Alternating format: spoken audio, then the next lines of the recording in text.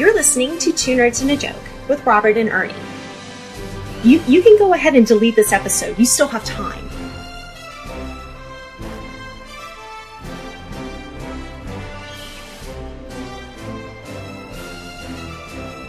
Thank you, disembodied hot girl voice. This is Two Nerds and a Joke with Robert and Ernie. I am Ernie. And I am Robert. And we're doing a classic podcast today? A traditional or classic, yes. A little mini one to augment our video, since we can't always be in the same room together, sadly, as you know, as sad as that is. But yes, we are doing a traditional one. We have a couple topics we wanted to talk about, some things that are on our minds that we wanted to review. Yes. So one of the things we're going to do is we're going to name up front what we're going to talk about. I know that's exciting for you. So some of the things are Ernie's and some of them are mine as far as what we want to talk about. So Ernie wanted to start off today with something very exciting that we all can get behind, and or maybe not get behind, I suppose, is the Loot Crate. We want to talk a little bit about what a Loot Crate is and how that is and what that works and if it's worth it. We want to talk about that Star Wars title we saw drop and what we think it means. The Lego movie, I think we're all excited about Batman, the fake documentary that went along with that. Both of us really want to talk about 80's movies of the week. So we're going to pick an 80's movie. I think, Ernie, you actually have something in mind, and we're going to talk about that. So that's very exciting. Yes. And something that we both have very different opinions on, which is the new, or the rumors of, or the promotion of, or whatever you want to call it, for the new Goonies movie that's coming out. So we're going to talk about that and argue about that in all its glory. And we're going to also talk about two fighting games that are coming out that are both fighting against each other, which is Marvel vs. Capcom and Injustice. And Injustice Part 2, my friend. Right. And, well, Capcom, the Marvel vs. Capcom is like Part 4 or 5. So they're both sequels. Ridiculous. They're both sequels. And then, of course, the teaser trailer we saw for the Avengers, whatever that means. So it's going to be about 30 minutes of pure bliss and joy. Pure. Just absolute, just all over. Unfiltered? Oh, yeah. No filter. Well, except for the one on the mic. But, you know, that filter's always there. I thought that was just a spit guard. Is this a saliva guard? You think so? Saliva guard. I think that's what that is. All right. Huh? All right, so what do you know, Ernie, and what's your opinion on, from what your research has been on the Loot Crate? All right, so there's so many mail order services now. It's ridiculous. There's even one for, well, you know how it starts off innocent with when everything started going internet. First it was Netflix. Then it was like these other products and services like razor blades and other things like that. Which I do. Which you do. Good. There's also meals. Like, you can buy, like, your dinners. Really? Like, they're not even cooked. It's just the ingredients. Snacks. And then, of course, you know, with the nerd explosion of 2014, I would say? Yeah, give or take. Yeah. These places started lumping up together all of their tchotchkes and just doing like a tchotchke of the month type deal. I think Loot Crate was the first one. And yes, then and the biggest at this point. Yeah, and the biggest. I think they own the market share. It's like they have like Loot Crate for pets. They have like big Loot Crate. They got Loot Crate XL or something like that for like it's really, really insane, and they get pretty pricey. Yeah. They do. They have, and I'm looking at it right now. They have the regular Loot Crate. It's a traditional mystery crate. That's $16 a month, give or take. Right. Then they have the anime one. That one's $25 a month. That's a little more expensive because you're thinking, you know, that's all stuff from import stuff. Hopefully. Well, it's supposed to be, yeah. Then they have the gaming Loot Crate. Yep. That's also about $25. The pet one is obviously out there, but those are good thing to know about that though. It's still nerd stuff, but it's for your pets. Right. And then they have the clothing one, which is Loot Wear. Right. That one's cheap. That's only $9 a month. I think that's just underwear. It's socks, tees, wearables, and more. Yeah. Which is again, it's still nerd stuff. Then they have the what you're talking about, the DX version, and that one's $45. That's really expensive. And then they have a Halo one and a Firefly one. A WWE one, and so forth and so on and on through all eternity. Now there is also another one called Nerd Crate, which is another company that does the same kind of thing, and you have the same kind of concept where you shop by interest, you pick your interest, etc. And I'm sure there's hundreds of other ones out there. Well, yeah, the one I was going to talk about would be Loot Crate, and then there's the Smuggler's Bounty, which is mostly Star Wars stuff, and then there's what was the other one? Funko, the Funko Pop. Yeah, but that's so specifically. Well, I mean, I guess Funko's more broader than the Star Wars one. Yeah. Well, keep in mind, from the Funko's selling point is that they're offering you can't buy. So it is. Yeah, so they'll send you like a special one. Like I think this last one was Han Solo on a Tauntaun. Oh wow! So it's like 2 in 1 almost. Wow, that is kind of cool. Yeah, so they're just finding new ways to get our money and I don't know, keep us in our home. I guess Well, or be excited about getting mail again.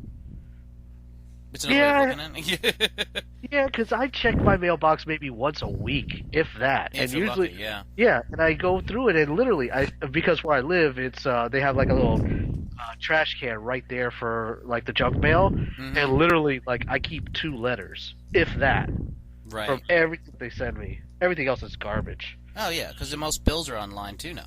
Yeah, I mean, I pay my electric online. I pay like my housing. Everything I pay for is pretty much online.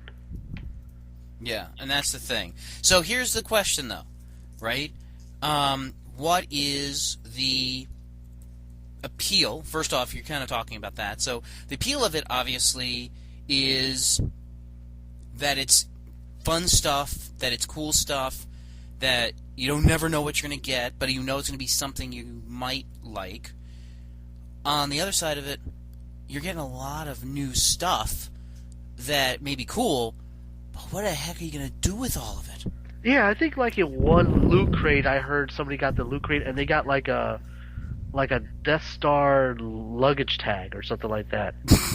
What are you going to do with that? Hey, what are you going to do with that, right? Like, I would have never bought that, and I'm a diehard fan of Star Wars. I would have never bought that.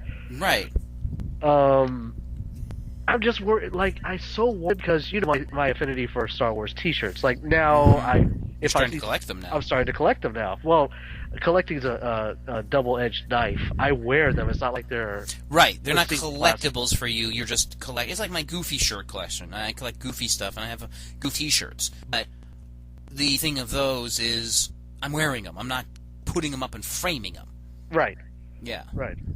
So wearable collectibles, which actually brings about a good point, because we're talking about collectibles, because a lot of Loot Crate stuff is going to be stuff you're going to want to collect, like your Star Wars stuff, like your shirts, right? Yeah. Is there? I mean, obviously a lot of people still collect, but I've always been a person I'm on that line. And you told me a story once about your daughter. Maybe bring that one up about the Boba Fett. Oh my goodness! All right, so those of you who know me, or those of you getting to know me through the podcast, my all-time favorite character is Boba Fett, and always had a relationship with him ever since I first saw him many years ago. Well, just recently, they started releasing Boba Fett toys again. And, there was, which is pretty cool. Yeah. Different variants of them. White armor, black armor, battle damage, those type of things. But this one I got was for my birthday 2 years ago. And it was in a very nice display box.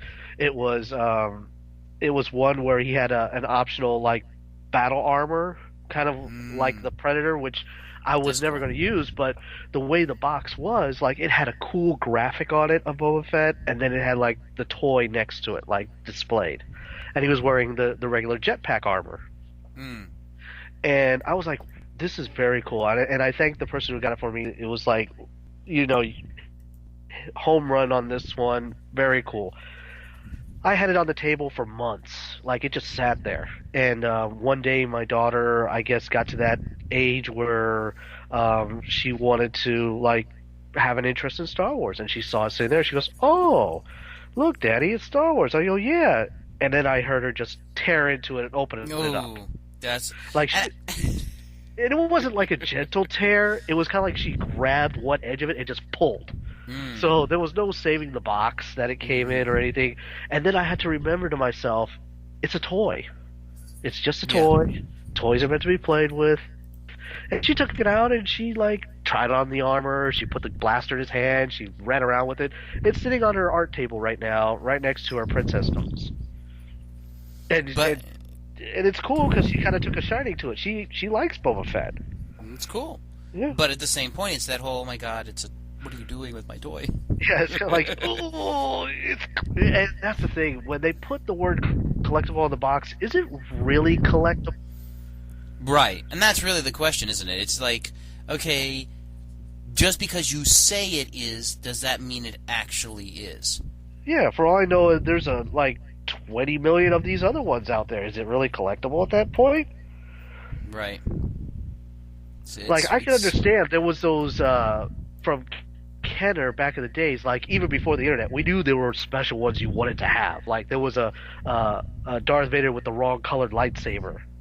You know what I mean? Like even we knew that. Like we were like, if we could find that one. Well, right.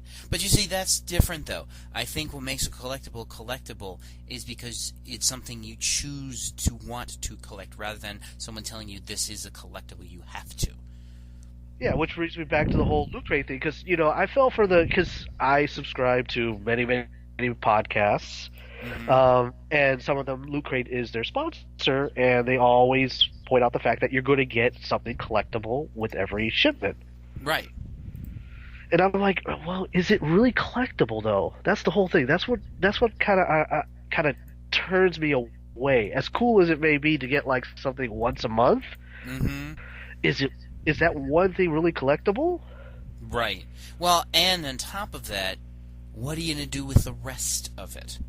Especially if you do a generic Loot Crate where it's kind of like a mix-mosh. A mishmash, and some of it you may, some of you may not, some of it you may not even care about, and it's like, what do I do with the rest of it? I'm not going to throw it out, obviously. I paid money for it. Right. I'm not going to really resell it, not worth the time and effort for the most part. I could give it away as gifts to people that like it if I know anybody, but at the same point, there's only so much space you could have. The one advantage of doing a Loot Crate is if you go in it with someone, though, because then you each get to pick something that you each want, and the cost goes down for each of you individually, and you get to talk about it and share it. That's something that's kind of cool. Yeah. But you have to have the money to do that. Yeah, you have to find the right personality that's going to be like, hopefully you both don't like the same thing, because there's no way you could get a second one. Well, see, like us, we could share a Loot Crate. Oh, gosh. Well, I'm just saying, because there's nothing... We like some of the same stuff, like we both like Star Wars, but if there was something Star Wars in there, you'd get it first. Because you're bigger on that than I am.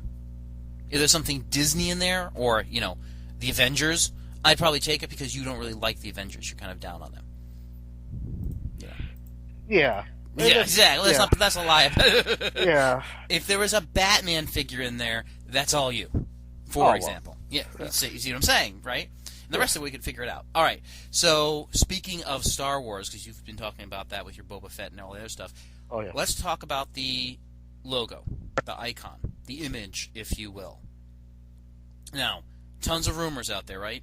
I mean, we've seen everything from, red means death. Yep. The hollow outline means something. Whatever. Yep. So lots of stuff. And I'm not reading any of it because I don't want to be spoiled. Yes. But I am looking at it. It's like I'm paying attention to it. I'm like, okay, somebody wants to talk about the significance of the title logo, like the way it's colored and shaded and all that stuff, and what significance it is, and they stacked it with the previous ones. And that's as far as I got with it. Yeah. And I don't want to hear... Go ahead. No, I was going to say, yeah, I'm right with you there. I don't want to hear any of it either. I really don't. I like to speculate on the title itself. Yes, which is what we're going to talk about today, is the title itself. Now, one of the things you mention is, and you educated me on this, the word Jedi can be what? Singular or plural. Correct. And that's the piece here, and you taught me that from Lego, because I came to you the other day and I said Legos, and you're like, no.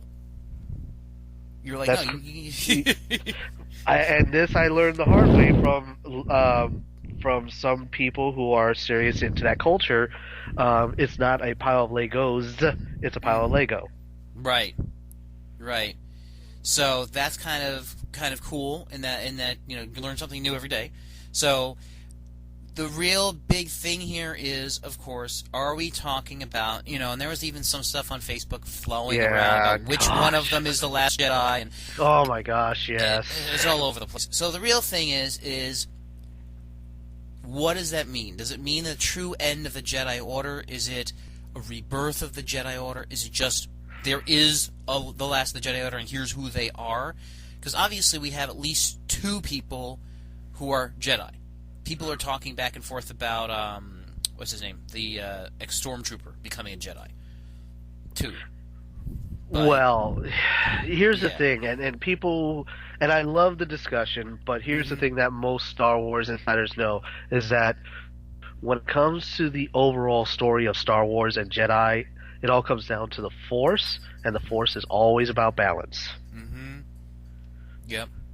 So you can't have more Sith than Jedi, you can't have more Jedi than Sith, because it'll always balance itself out.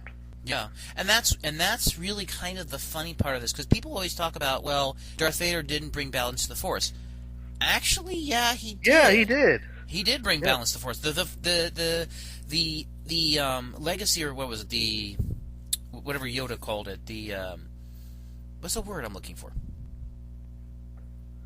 The prophecy. That's the word. Yes. The prophecy stated that he will be more powerful than any other and bring balance to the Force.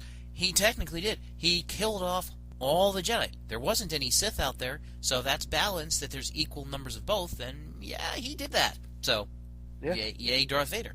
So, now we're talking The Last Jedi, and there's people that are even saying Snoke is the last Jedi. Well, I keep saying this because I watch Star Wars Rebels, and my daughter is getting into it as well. She's been into it since season 1, but she was a little young for that.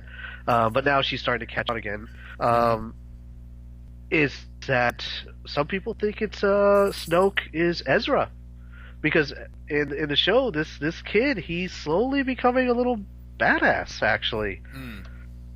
Okay, I mean, and then it's cool, and it's a great story, and I love the way that they're trying to pulling in stuff from all over their universe, if you will. Oh yes, I mean he's not called Darth Maul anymore. He's just called Maul. He's in it. Why is that? I never did understand that. Why he's just called Maul now instead of Darth Maul? What does it matter? Because he doesn't belong to the Sith Order anymore. Oh, okay, fair enough. He's just out there doing his thing. Yeah, he's just Maul. Ahsoka Tano. Okay. Yeah, she walked away from the Jedi Order, and she's just out there. What is this? What is the thing about that? That's a kind of an interesting story that they don't really talk about. Oh, it's such a good story too. Yeah, I mean, wish they would make that a movie. That would be awesome. And again, there's a lot. There has to be more out there of people who are Force sensitive, full Force users, whatever it is, and they are literally just out there. Yeah, Asajj Ventress, all of those. It's just I would so want them to have a movie, but they belong to the cartoons right now. Yeah. So, but the cartoons are part of the universe, and Disney is definitely taking a holistic view. So who knows? Who knows? Who knows? Even if it's homages to them or just slight, Yeah, I think in this movie what we're going to see, and I told you this, and it's not really a spoiler. It's just me thinking. I think this might be the last we see of Luke. And I think that's a big thing. I think that might be, he's not young, movie or out. He's doing a lot of other stuff that he really wants to focus on. Yes. There's a lot of reasons to kill him off. Sadly. I know everybody's like, oh, you can't kill Luke. Dude, It might be time. Might be time. But we'll see. We'll have to see. So speaking of movies, one of the other movies we want to talk about, obviously, very funny looking. I mean, and I tell you what, whether you're playing the games, I don't know if you ever played. Have you ever played any of the Lego games? I've played the Lego games, yes. Okay. My son and daughter actually just this past week or so were replaying, or I'm sure they played it the whole way through, or just replaying it. The Hogwarts, the Harry Potter year 8 through whatever it is game.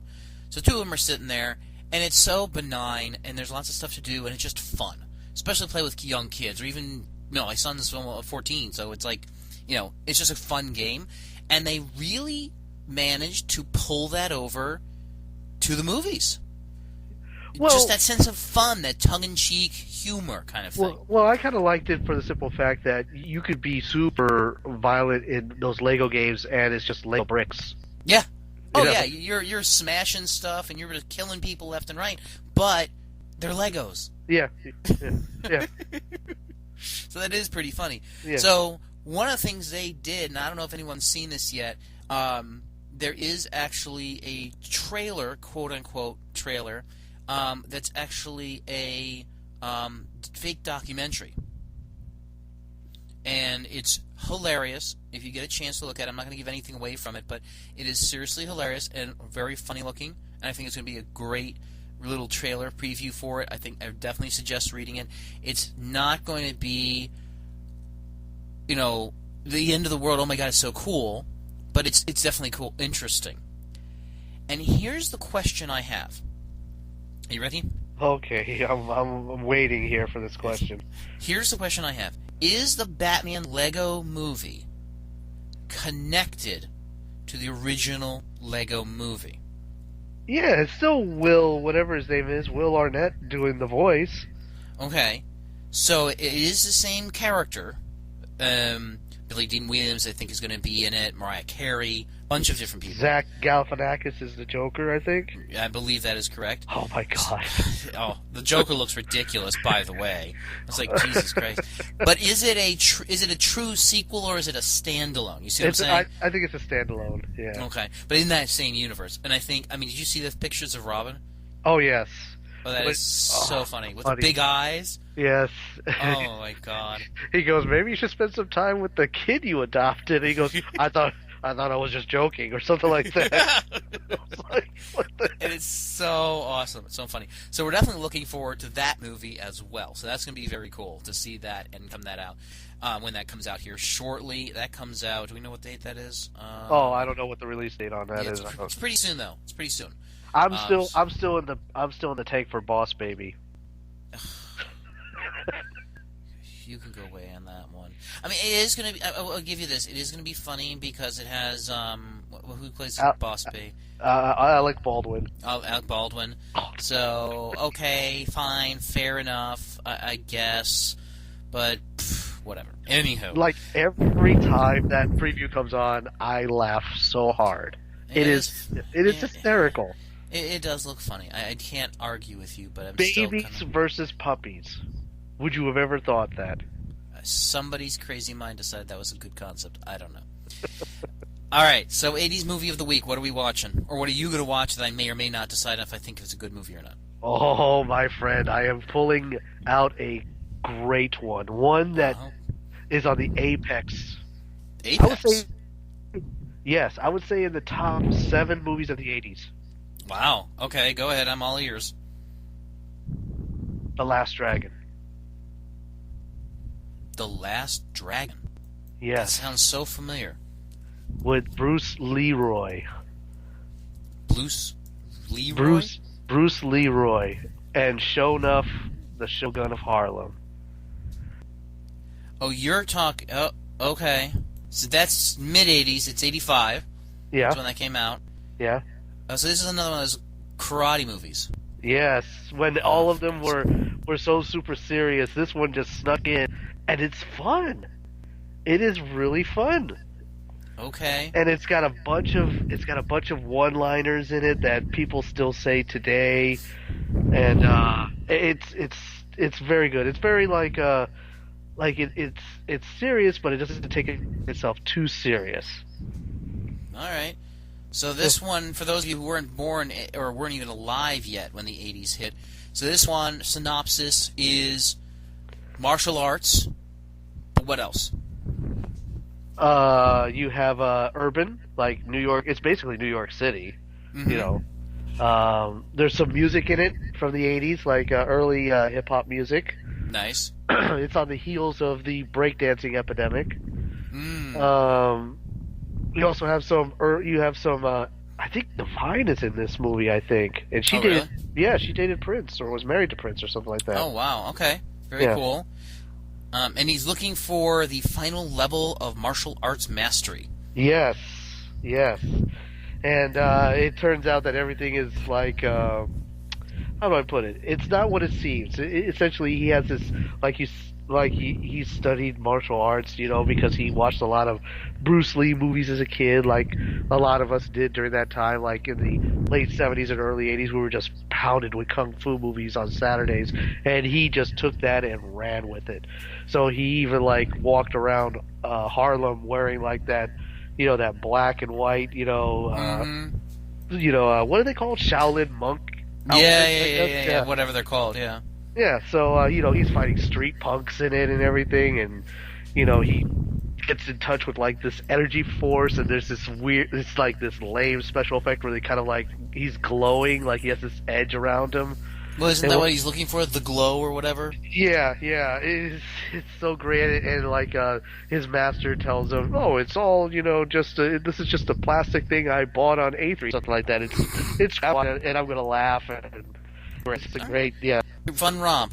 Yeah, all right. Yeah. So, The Last Dragon is the 80s movie of this particular podcast. So, if you get a chance to look at it, let us know what you think of it. If you've never seen it, now is the time. If you have seen it, give us some comment on what you think about it. Yeah, so, we'll have to definitely look and see what that is. And, all right. So, last topic for today, because we are running out of time here. Oh, boy. Yes, a double battle face-off. Speaking of battles, two concepts, two content pieces we want to talk about. First off is, speaking of 80s, 90s movies, Goonies. Yes. So, Goonies, first off, and I will say this because I know that you're a huge fan. I liked the Goonies movie. I thought it was a cool movie for the time frame. I thought it was very cool, kind of a kids kind of, ragtag team of outsider kind of, misfit story. Very nice, very cool. Yep. But it was one of those things that you saw it was in the right time, the right place, the right story, very dated, and that was done. And you can enjoy it, you can reminisce about it. Yes. So now, if you will, Ernie, now what? It's time to do a sequel. Ugh. It's time to do a sequel. You can't leave me. I gotta know what happens next. Well, give me Goonies 2. Well, okay, here's my question. They didn't really leave it that there was anything to happen next. They got the gold, they got the gems, everybody wandered off. No, they didn't get it, remember? They didn't get the full thing. No, that's true. Yeah. Remember the crime family. I forgot what their name is, the Cannellonis or something like that. They met up with the ship, and then they threw them off the ship, made them walk the plank, and then they set off a trap, which ended up having the ship escape being trapped for all those centuries. But what do we actually know? Well, do we know that it's going to be a movie? Do we know if it's going to be a Netflix series or something? Yeah, I mean, it could. The format could vary, right? Yeah, the format could vary, but they want to bring that IP back, and I think they want to bring the characters back. I would like to see the show and just have the original cast members come back and like do what are those called? Cameos. Yeah, but to be fair, some of those people are dead, aren't they? Well, yes, some of them sadly have passed. Sloth has passed. The older lady, the mean lady that was chasing them, she's gone. One of them went on to be in the Matrix. Right. Let's see. One of them went on to like really, really gritty movies. Josh Brolin. Yes, right. And another one went from being no talent football player to like walking to Moldor. Yeah. Nice. So my feeling is, I think why again, and here's my point, and here's one of my things that I really don't like about this is why take something from my childhood and something from your young teenhood when that's when. Oh my gosh, I think I was. What was it? When did Goonies come out? 85. 85? Yeah, it's another 85 movie, actually, ironically. We're talking a lot of mid-80s today. All right, I was 11. Yeah, so you weren't teens quite yet. No. So 85, so 9, 80, 1, 2, 3, 4. I was not that much younger than you. I was only like 7 or 8. So it wasn't that much. So we were around the same age. Yeah. And remember, the subject matter was, this was in the 80s, a modern-day pirate movie, because, like, because this is a Steven Spielberg thing, like, when he was a kid, he watched all those pirate movies, and he took all the best elements from those old black and white pirate serials, and he put it in this movie. Yeah. Again, I say leave well enough alone. I say you don't need it. I say you don't need it. It's been too long. Goonies 2, they find another ship or something like that. It worked for what was it? Almost none of Nick them arrive. Cage. It won't be the same. Okay, first off, Nick Cage wasn't, what is it, 80, 90, 20 something years later? I mean, seriously, almost 30 years? That's the problem. I'm just telling you, they did it for Nick Cage. They gave him a sequel. Yeah, but Nick Cage is different. How is he different? He's Nick Cage, and it wasn't that far between the movies. All I know is that the second movie was very forgettable. Which one was the second movie? The Book of Secrets.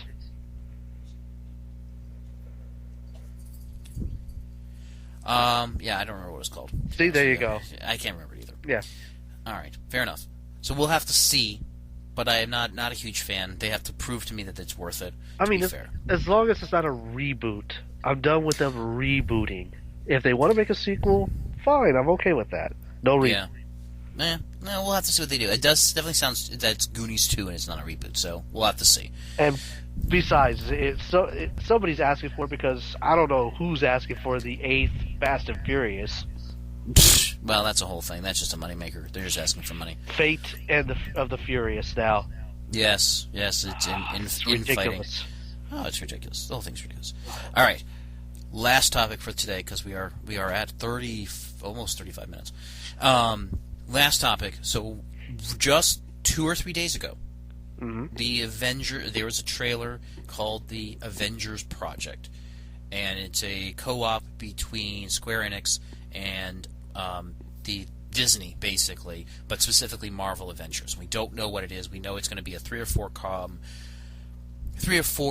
video game project over a period of time. We have no idea what the concept is, but one of the things we also know has been storylined and dropped in the last couple of weeks is Injustice 2. So there's a lot of competition between Marvel and DC. We know there always has been, always will be. It's the big battle. Nobody ever really wins, but there's victories, if you will. And the question is, of course, is this truly a battle? First off, I think it is. I think Injustice 2 versus the Avengers is going to be a battle for the gaming community, which, of course, neither side's going to win, because gamers, if you're a real gamer, you'll buy both. Yeah, there's no reason to make a choice. There's no reason to make a choice. You're going to switch between the two. Exactly. Different styles of gameplay. But the real battle is Marvel vs. Capcom Infinite versus Injustice 2. That's a head-to-head, because they're both fighting games with very unique styles of combat. One of the things I saw, I don't know if you've seen some of the gameplay for Injustice 2, is they're bringing in combos. They're bringing in more advanced combo levels, more advanced maneuvers, things like that with the characters. The Robin looks fantastic. Yes, Robin, Supergirl. Supergirl yes, looks great, Supergirl. too. And a couple others, but they just really haven't revealed a huge amount of who's going to be in it yet, which is fair enough. Versus Marvel Infinite, which again, they are still not really showing a huge amount of characters from that. Miss Marvel's Miss Marvel. There's rumors of Doctor Strange. I don't believe I've seen gameplay with Doctor Strange yet, but that would be kind of cool to see him in gameplay. And of course, your typical Ryus and all the normal guys. Yes. But we're looking at who's going to be the unique characters of this. So, haven't seen a lot yet. Hoping to see more. Let us know if you guys know more about those characters as they bring them out, and we'll talk more about it. But who's going to win here is really dependent on your style of gameplay. My personal feeling is that Marvel vs. Capcom is going to have a larger audience because it has a lot more characters that people are familiar with from fighting games. Injustice is going to just have DC fans. That's my thinking. Okay, that's a fair assumption. Because I'm a late night gamer. You know, I'm not a full time gamer like you. My kids are not grown up Enough to play the games you want to play. Yes, but she actually did play Injustice, but the mobile version. So she plays that. Okay, and I'm assuming that's not as violent. No, it's not as violent because all it is just tapping and swiping, and there's no blood splatter or anything like that, like you would see like in God of War or something like that. Got you. Oh yeah. Yeah. Which she's very fascinated with it because she sees it like on the shelf in my place. She sees it there, and she's always like, "Can we watch this?" I'm like, "No."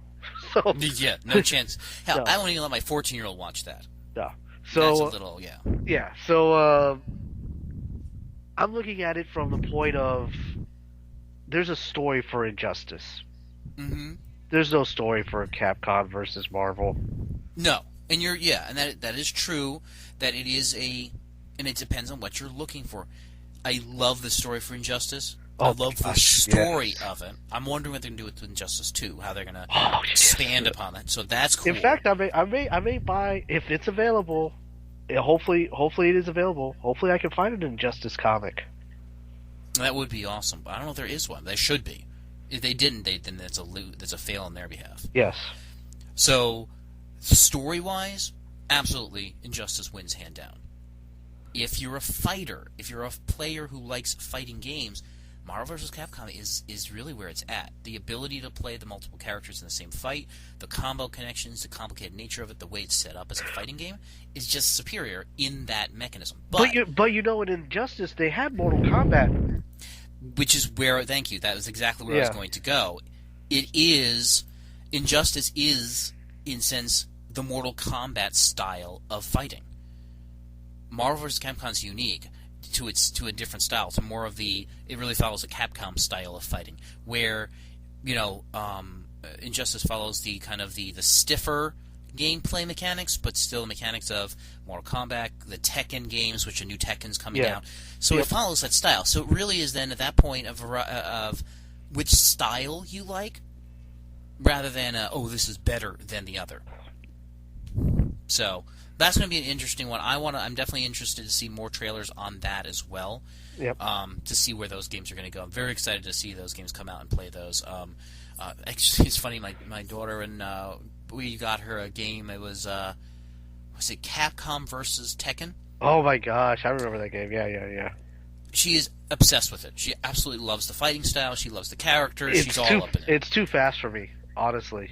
I'm like, I can't do this. Yeah, it's very difficult. It's very difficult gameplay, but it's a lot of fun to watch because, well, it has a lot of hot female characters in it. I'm just saying. My gosh. It's a beautiful game. It's a beautiful, beautiful game. All right, dude. I think we have covered literally everything that we said we were going to cover. I think we have. I just want to do a special mention to the Logan trailer, the Red Band trailer that came out. Oh my God! Yes, that was awesome. If anyone has not seen it, please watch it. Do it, dude. Oh, so great. Oh my God! I forgot about that. This will be my favorite one. If they do it like the trailer, this will be my favorite one. You know what? And if at least I can see X-23 jumping around and slicing people up. Oh yes, getting all stabby. Oh yeah. Now, come on, there's nothing better than that. That part alone is just so totally worth it. Oh yeah. Very excited for that. I forgot about that. Good point. Logan. Very good point. Logan. Yes. Oh, awesome. Can't wait to see more on that. All right, guys. Been a really great show. Thank you, Ernie, as always, for being you. Oh. And if you will, as always, take us out of here. Peace out, everyone.